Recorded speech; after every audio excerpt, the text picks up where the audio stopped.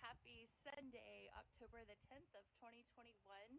Doing a quick update here. I think I'm actually running out of time, which is kind of a bummer because I was about to do one of the kind of monumental things, but that's okay. It'll just be a fun way to start the day next time.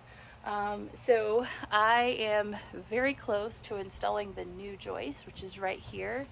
Spent a good portion getting the old joist out, which you can see right there, and then all of the rotten spots are kind of down towards the end. But anyways, what I'm gonna have to do is basically cut that notch you see.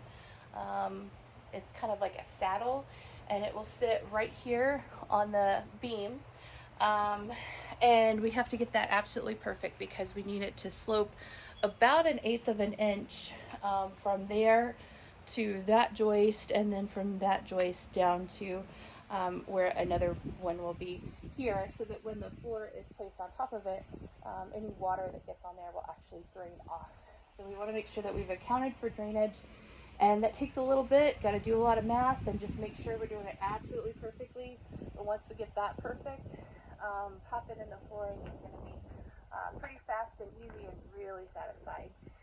And to that end, I am really grateful. Mom's actually on the front porch right now. She is priming all of those floorboards. So thank you so much, Mom. Love you to death for that.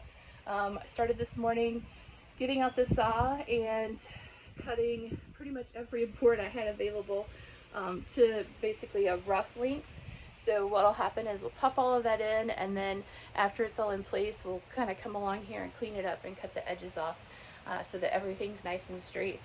So really excited to have that step out of the way because it's very tedious and it takes a while, but it's really critical.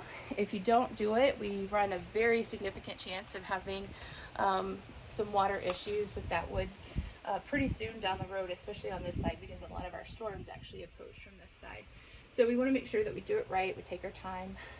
Just really grateful that she's working on that, so thanks so much to Mom for that. The other things that I'm doing, some additional demo. I just have this little bit left. This is kind of the last of where the stucco was attached on this side of the house. Really excited to get that off because that was completely unnecessary. And then this wall here is coming out. We're actually going to replace it with the same kind of wall, but I want to be able to get to the floor over here on this side so that I can marry the two up and have everything nice and straight. And I know that there are already holes in the floor over there, and since I'm going to be moving this far back anyways, I might as well take out the ones that have holes so that I can just match everything up and move forward. So that's really kind of the plan there and the reason why I was trying to work towards this direction. And likewise, just banging all this out will be really nice. It will also help me to get out what's left of the framing pieces that went in between the X bracing. You can see that's what was there most recently. It's the last bit that I have to take out. And we're going to screen this, obviously.